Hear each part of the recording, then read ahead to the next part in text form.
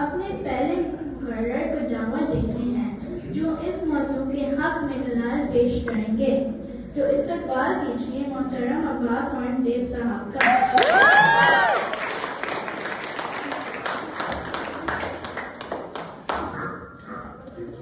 محترم اساتذہ، شیخ صاحبات، والدین اور میرے پیارے ساتھیوں، السلام علیکم۔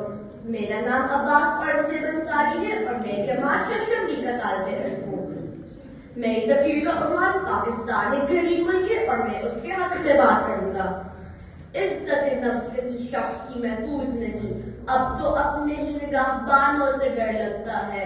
ڈنکے کی چوٹ پر ظالم کو برا کہتا ہوں، مجھے طولی زندانوں سے ڈر لگتا ہے۔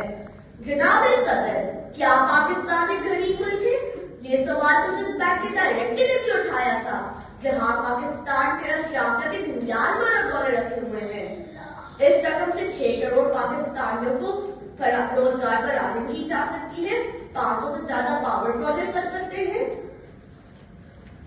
ورلڈ بینک اور IMF کے قرضوں سے چھٹکارا حاصل کیا جا سکتا ہے، لیکن سب افسوس کی بات یہ ہے کہ وطن عزیز کے حکمران کشکول یہ اغیار کے سامنے بھیک مانگنے کے منتظر رہتے ہیں۔ نہ تو یہ صرف ہمارے ملک کی عزت کو بحال کر رہے ہیں، بلکہ آئندہ آنے والے نسلوں میں گناہگری کی عادت ڈال رہے ہیں۔ معزز حاضرین محفل، پچھلے 10 سالوں میں پاکستان امریکہ سے 18 بلین ڈالر کی رقم وصول کر چکا ہے۔ اس رقم کو سن کر لگتا ہے کہ پاکستان کو اب تک ترقی کی راہ پر گامزن ہو چکا ہونا چاہیے، کیونکہ آخر میں یہ اس امداد ملک کے باشندوں کی بھوک کو افلاس بٹانے کے لیے دی گئی ہے۔ لیکن سب افسوس کی بات یہ ہے کہ پاکستان کی 40% لوگ اب تک غربت کے لکیر کے نیچے رہتے ہیں۔ چلتے ہیں دبے پاؤ کی کوئی جان نہ جائے، غلامی کی اصلی روکنے کی خاص ادا ہے، ہوتی نہیں جو قوم حق بات پر لگ جا، اس قوم کے حاکم بھی فقط اس کی سزا ہے۔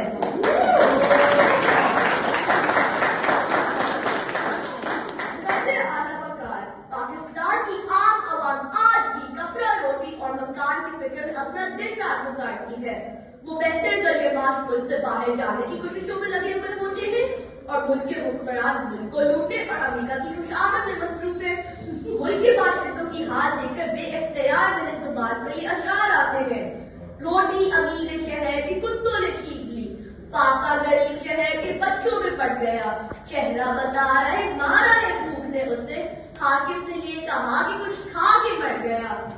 جناب اعلیٰ، افسوس تو یہ ہے کہ یہ بے انتہائی مفلس اور غریب ملک قائد کا پاکستان نہیں، یہ ایک بال کا دیکھوا خواب بھی نہیں، یہ وہ ملک نہیں ہے جس کو بنانے کے لیے لاکھوں لوگوں نے قربانی دی۔